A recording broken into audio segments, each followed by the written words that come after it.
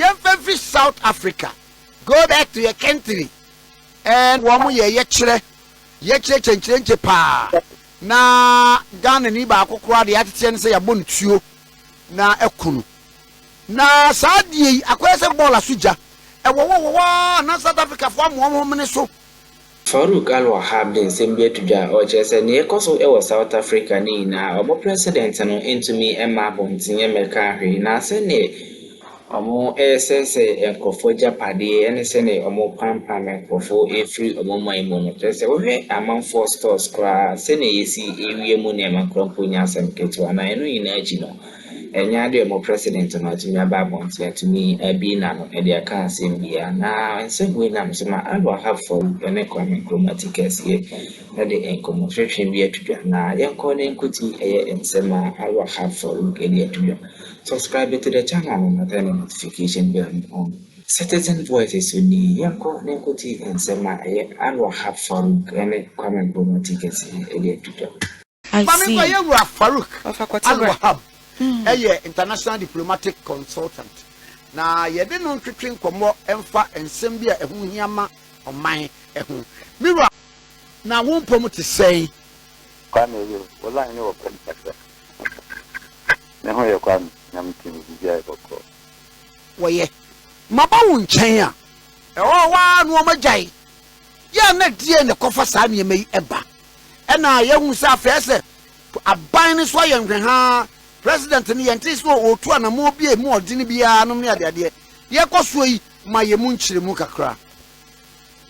I'm sure therefore one South African issue certainly no and then and it's because the political will is not there, and the political will is the government of Cyril Ramaphosa on the emergency of the trouble. What he's seeking to do, and he said there, only be Jacob Zuma on the state of emergency, and then Jacob Zuma that corruption charges, and then the last ending it ended up abruptly.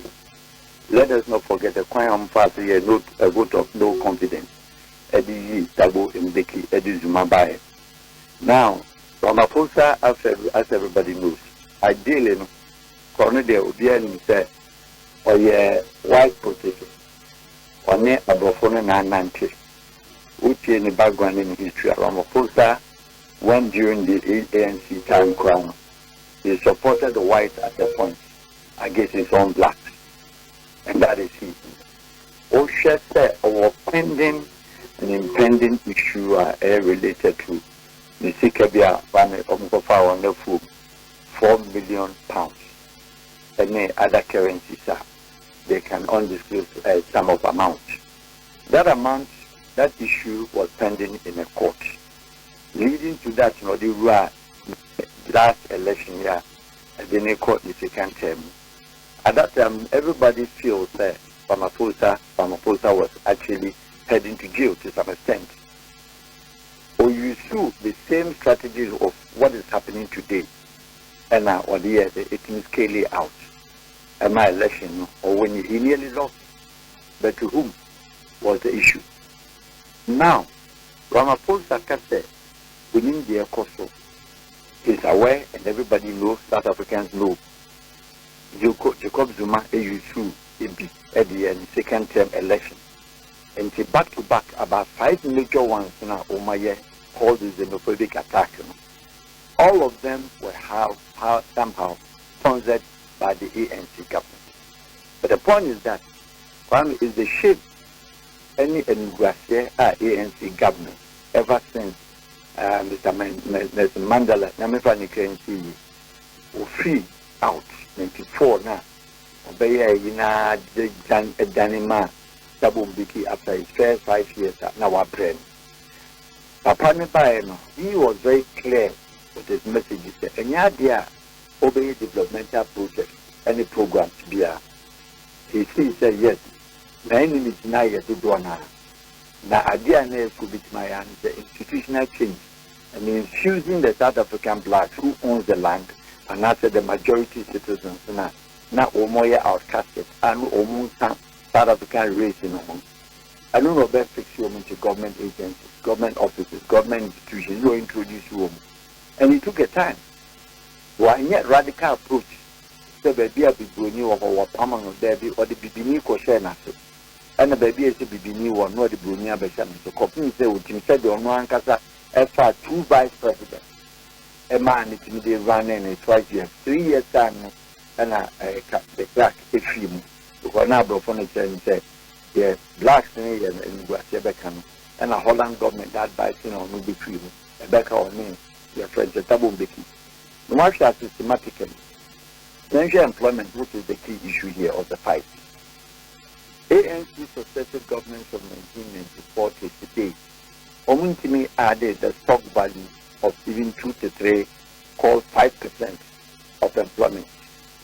In any field, employment in an Holland were still the employment created by the whites, by the Indians, and then the later days things, which are referred to the foreigners, the Kuku War. A lot of them near Ghana, Fonko, Indians, and they no more that. The Congolese, and Cameroonian there, or company or Limpopo, or started from ground zero, or South Africa, or ended up or employ more than 1,500 people. More than 1,000 people. He is called Toko. I personally know him in Douala. Of course, a coach idea as a teacher when they needed English masters. When they needed English masters like Umbi Ghana for the Malawian teachers, the French, they didn't want the frontline Kenyan students teachers course, Nigerian students teachers course, English won't be quiet. That is how he started and became an employer of trying for more than 1,500 or company. Normally a beauty products. So you look at it from that point. The real indigenous of the South African, if you ask them individually, of course, it can be all South African. So you're Bruni, and when you're Indian, and when you're Hokwa. Any deal when you're South Africa, they have gold money from the government across board. And none like some of ours to say, yeah, the enquiry will be to my baby because I know the Nidini and Fanny to Northern West. The South African politicians virtually nothing on one employee on yet apart from the housekeepers, any the drivers, any bill the funny security. South African politicians DNY will be my pointing that. Think the only person who is our government or the baby company will a calf or more president Musepe. Only Musepe, and it's very few, 1 or 2 or 3. And for baby system from Cape Town to Port Elizabeth to Port Alfred, to Limpopo to Joburg, everywhere you can scan and scan around. Unya South African be our disika, a rich mama food. So ideally, the Indian company now, Broken companies, Kakana, or my Seland, or who do the South Africa, and at the Akaninan, the federal, which of course the civil servants and then the public servants are buying. In the human war. And in any economy of the world, including the United States, including Japan, it is not the government that creates ideally the job, but the environment is created by the government for individuals and on the pushing the agenda of the economic, socio-economic development and then employment and all that. South Africa, the end it is Umupa, it's politics.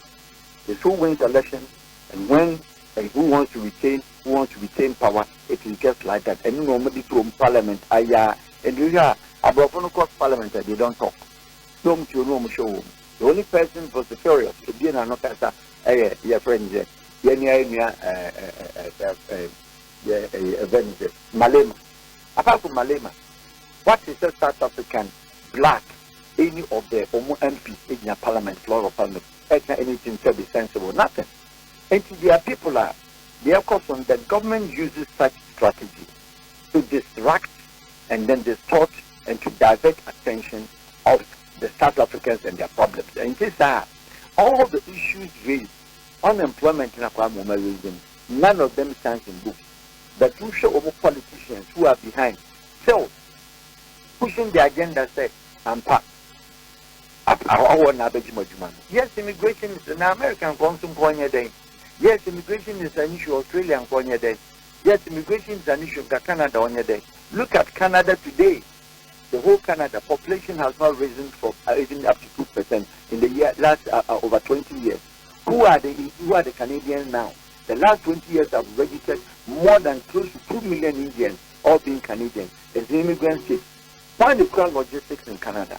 Why the crowd anything that has to do transportation and then everything? They are Indians. They know. Canadian authorities are West India for BBM to buy the actual a fake or more for far nurses and doctors that go mobile. They ended up there. Almost education from the Bahunan, maybe a internet cafe. But Canada didn't sack them.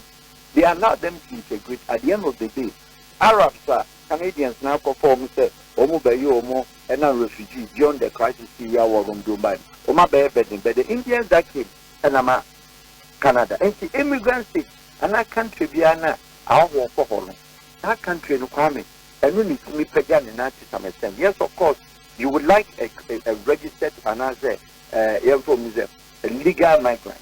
But there is no country that would can register illegal migrants from outside. The legal migrants that were one way or the other, all of them were illegal migrants. Back in Germany population called the real Germans to do as we speak. German were the illegal migrants. I know me a Turkish and a Dickie crew for Second World War. Country Ben the would be a saying or no the foreigners, our including United States of America, are migrants in our home and now illegal migrants. How do you become a legal migrant? Okay, how many people can go to South African embassy today? Or Ghana embassy anywhere? So of Ghana, I'm resident permit, I'm in Ghana. What country does that in the world? It is a world culture. It is international labor organization. They know every institution in the world, including the UN, they know that people travel out there, good or bad, whichever means, you are there, or regularizing a document. You name in DC, Europe, Holland, Germany, France, Belgium, Ghana for her, India for her. To the extent that when the French and the France I'm talking about, not in the early 90s, in the late 80s, in the 90s, they are up to the European Union, both Kados Umbaya laws. France still admitted that to be free Mali, or be free Burkina, Sahel for Mali, Niger, Burkina, Senegal, and then Guinea, these 5 countries. France allowed them to look in worry. Now, and you want a policy of assimilation, no? It's a mass anime by. Papa, you can partly say so, but the problem again here is that country piano or the whole and the kitchen crew. And Kwame, you are aware, you come her without making mention of any other race, if we are talking about today, our whisker, the woman whisker said, you can talk about Niger, people are almost settled Ghana. They are richer than you and I. And it is special. So the Juma or not the statue of a Yano won't give me a promise. Kumase, what are you in that town? Personal, nothing for necessary something to us on. What I'm something to us. What happened to us on? Father Braka. Umom some bottles so much let you on. Go and see where they live now. What? About that dance man to call a year friend Zakuko photo. Look at the richer buildings in now. Ghana for the SN room. How? And the same thing here to see your coat will be Manswa. And yet Ghana, ya ho, yes, okay. A large can Adabra Council the Anaka. Who's not a good one were owned by the Nigerians and other foreigners. It's yes, to do what to do. No, Ghanaian wanted it to go to do. And in a man that you were native Lagosians or more. Now, I need to look at it from this point and you balance the equation. Time and Nigeria. Nigeria. It was before and during Murtala time, and then until Shehu Shagari, Obasanjo, a time, early days of Obasanjo's coup d'etat, early days of Murtala Muhammad. Look at the time of Ghana for coin. And we are British for, to some extent, a country here, and dribble Shehu Shagari, with the idea that Nigerians were so madly lazy. They only knew that to run government in and military. And now for oil industry now. That was the only thing in Nigeria for years. Companies were not owned by Nigerians. Companies were Indian. Companies were Lebanese. Companies were other nationals. And what for Nigeria, Nigeria very popular. The very most richer nation at that time in the 80s. Shemra Shehu Shagari was deceived by economic advisors from the UK Sahowana Bakum or Dos. Mamma Qua, then they stimulated this conversation. And at all, the lazy one started from Lagos, it started from Bunishin, it started from your friend say other cities around the west, southwest, Nigeria, Lagos area. And almost started the agitation of foreigners abroad. At that time, we are all in Nigeria, Lagos. No, be anyone or Aba, will be anyone who are quite going to be anyone who Calabar or Tako to be uncle. It was after, during, almost started them for well, no.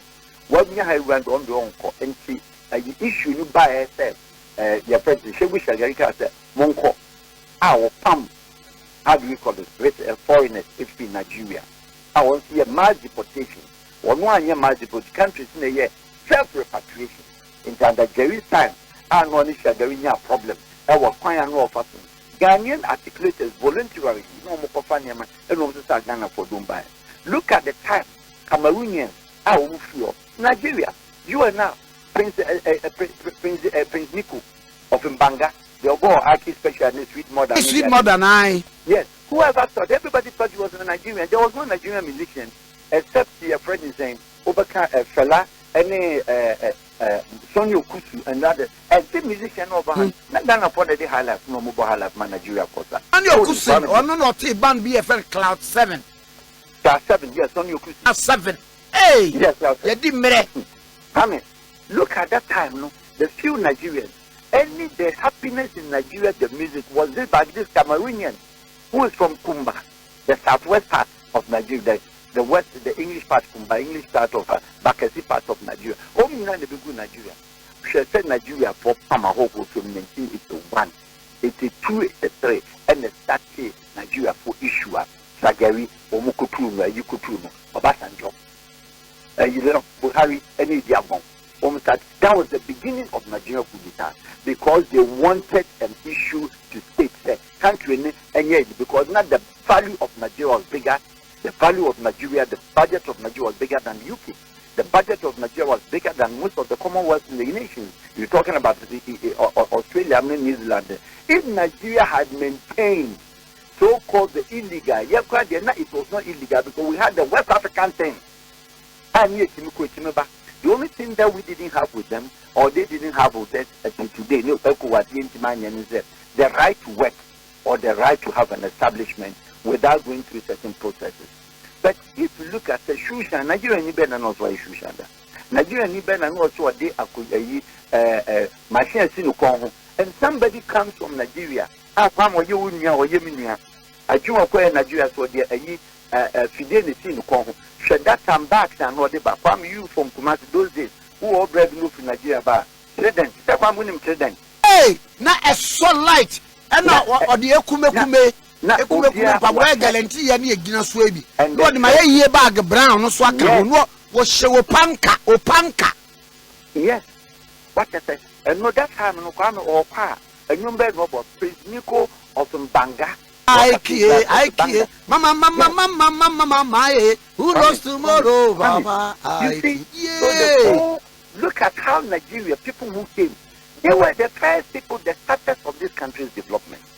Ghanaians, the pre-Nigeria band, they were the starters.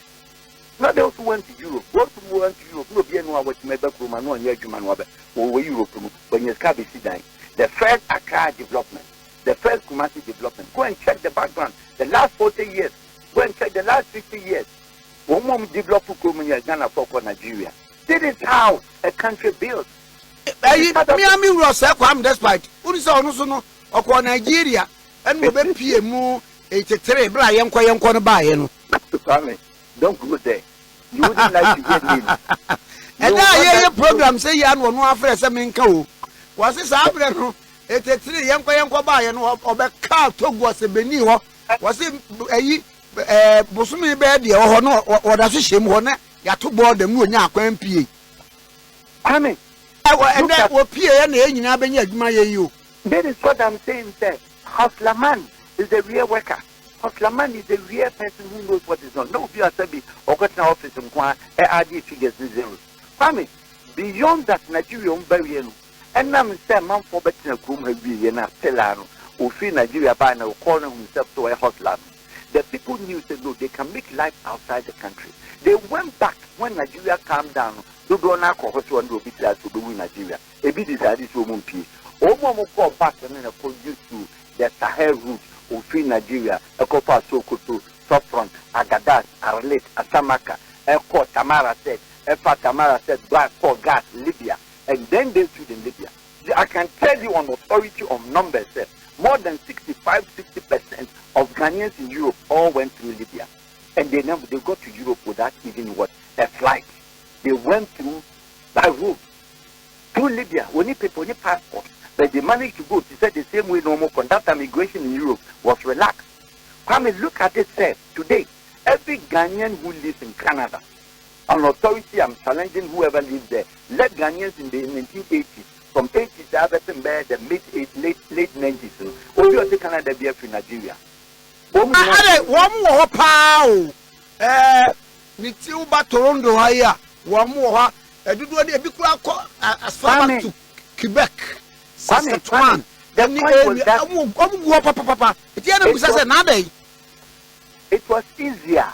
Now, moving to our passport, people in Lagos, Mutala International Airport, to cut out the Baba Fenipa. And Canada at that time needed people. Canadian population around was at that time around 6-7 million.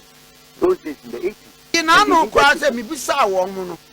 Who's a say, whoa, but who rap province be a province in the population? No, I'm the Sequa, Eddie Achero.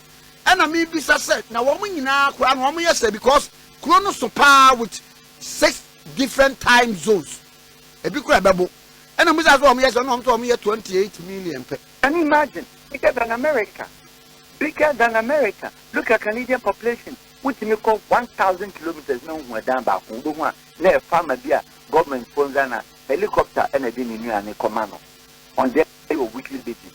So they open up our cook room and the Coma Canada and the later India for near the Adebekaya. So that time Canada folks be down more and the mayor. I'm looking at Quebec coins, you know. One watch here, Obio crap paper, I was Toronto Diano, or Quebec, because French upon your emergency, they wanted their country.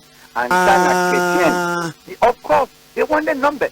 And we open here, it's when they got the more numbers, now the Africans, now be home, Congolese, Ghanaians, Nigerians, then they wanted to push the agenda to have their country. And no Margaret Thatcher, any Christian, a year has the so-called surprising elections in 1994. 1990 was around 92. Quebec or Canada, and then when they decided Quebec or Canada, and election, it was only one person, that is the Christian Prime Minister, or no vote in the difference. Can you believe this? Because Queen Madam now Kukumo for your campaign said, say Canada put together. Now France is also of course push agenda Quebec for Quebec. And agenda na family. Election now. One number difference, and to the Yanya and Kabum Union. Yes, now with me, hot water. Think you hot water, what it would be. We can go on and on and on and on. Japanese, illegal migrants, that was America, in Japan. Turkish is one of the strong force in the world. Turkish from Germany, Switzerland, these two countries, Belgium, Holland, and the building the tech. Or your illegal aliens, and the technologies. What about the Chinese? Every Chinese in Europe in 1990, 1991, 1992, all of them were refugees. Refugees, asylum seekers in Berlin, in Köln, everywhere in Germany. These Chinese in the Naba and Oma Betuto Campisi, all the German hotels, these people were speaking German. Or the year refugee was Germany. So before the Germans realized they are shocked. The restaurant being over Germany, Chinese were not doing that. This is how a country developed. Namun de pa mo te fa ko. Obi abebie sadu. Na ho na ubu. Winim tiebo. Na munim nyansa nka mo koye no. Banka Mali for man e buti, Ghana for man e yiti, Ghana for patesa. Obeye sadu bi tin. Na nka mo ko te se di ha ye no social enterprise, social services. You see anyama, you see apprenticeship job no sua bi. Mechanics ni mobility mo bodi Ghana ni could be a fitting shop. When you South African boy back who cry, you know the fan free and room going after. Now with the Mokaba and why you cross Minchia. You know, so that kind of resistance and protestant idea or character and say you see Kuma because one in Obanyama, South African system or Baniska or why Macronska free education and woman to get to woman Yakima. Now the Soho Wabbit now crew. Can there be a reason say or Jamie girl? Can it be a reason say or by Jamie US? Can it be a Waji apartment where she's here? And then American Bronx, what was the bad Black Americans a good Bronx. Black Americans a good your president, Brooklyn, any Queens, and then on Combe. Black Americans are Maryland, Hopkins area, Hona, Womuti, Womuti Craton, Cadenombe. I hope work that came 4x4, escalate 4x4. Not Black American with now, Kwang, Sir, who hold Wuzika, and Gomukan says, Young Konya Fumajuma, a Juma Mayan, and I'm an Obayan, who hold Wuban, why you against Winyat, Unye, or Wabaye, and how to acquire citizenship, how to acquire resident permits, how to live in any country. Family originates from illegality, and then you legalize. It is like that everywhere. Trump win and come my American president. Obama come my American president. Clinton win now. Where are they from? Alaji, young fan come away. Come out, you and say, Yeni aya de nyina ye MP for Asante Achim Central. Wahine Kwame Frimpong honorable. Na ye che na we wa we hom was Skipo.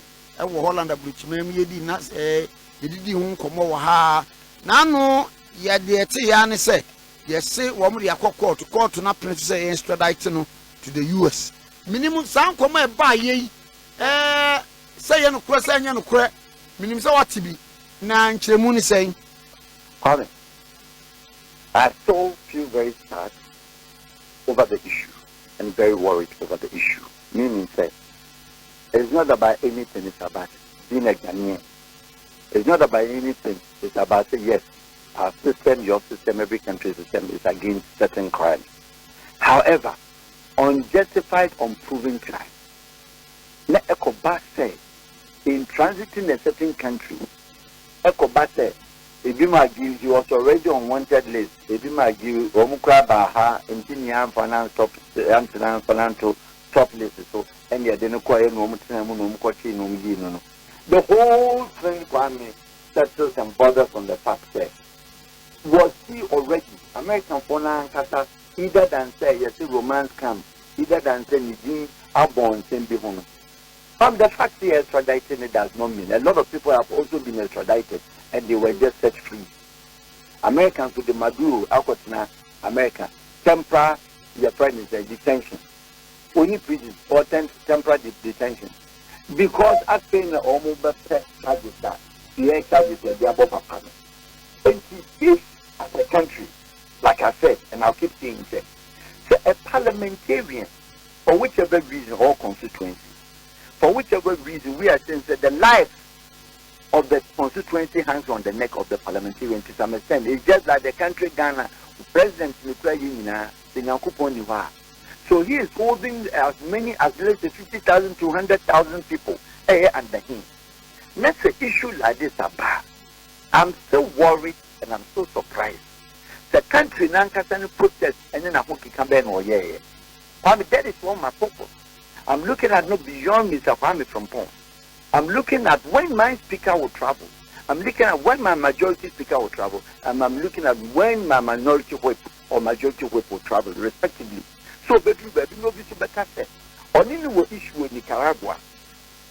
You know, Kwame, you think it's a binge. Because you're going to for MPs there, go to our brochure to me more because they are managing the basso. A home could have problem. They ended up becoming an MP from her. Emma, and conforming to obey MP, no, they so out there. The BCC president for time, the BCC other president's time, the return in the BCA. But depending on the government of the day, and depending on how the Ghana government look at the case. So yes, much as America foresee our problem, Ghana will not go in there because we need proof to disprove them.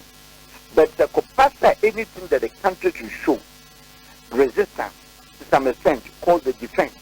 So what we get hope, the Ghana put through, meaning to extradite, or it's already faced the extradition like you're telling me. But if the country has shown seriousness, and has shown a certain attitude, Kwame, approach. Man, for say, Holland, the Netherlands, they are very flexible countries. They have one of the best flexibility in terms of the human laws. Very easy country. Shawamu prison, after now, when European Union contact the family, crime already 7 years of German, Holland, and 9 months. And if you are dealing with such a country, and America for require request for somebody to be indicted, or somebody to be arrested. One issue no buy meaning lawyer ben no now. Make the on one kasa and then a business for and a fight a pair lawyer. Did the government represent? If you are mission and what say there be a one crown to the sense that yes, Yamagana mission, Yamagana Yubiamaho. Holland, no, it is not possible. In matters like this, the Ghana ambassador to Holland, you petition straight away 2 minutes of foreign affairs. Minister of Foreign Affairs is very swift and very sharp when it comes to things like this, because Estonia will be we would have expected in certain situations, if not for anything at all. The person in the institution is the Minister of Government, a parliamentarian. One would have expected the same access and the same support. The same access and the same support. Regardless, let us not win, but let us show a matter of seriousness. Did we do that? No. And we didn't. We did not. It is the ambassador who can call the baby or detention center. The question Kwame therefore stands there. The person was holding the diplomatic passport. Leave the immunity aside, because he was not traveling on service as they claim. But that is even not the case of the international law. Ukwe diplomatic passport, the first and first thing to do is as an emission, even to come and agree and come and prove and come and certify and then validate and passport include diplomatic status, and diplomatic passport. Did we do that? Mission at no given point, to call and go with Ghana missions, the head of missions, near Mount Meshano. And the only person granted what I had permission to go and see him was his lawyer, a country and a parliamentarian, was there over 50,000 goodness. Where is the parliament? Where is the Ghana parliament? Where is the privileged committee of the parliament? In matters like this, do you have laws? What attempt do you make? When did they invite the Holland, the Netherlands? Did they invite the embassy? I believe no. Overturn diplomatic call, sorry call.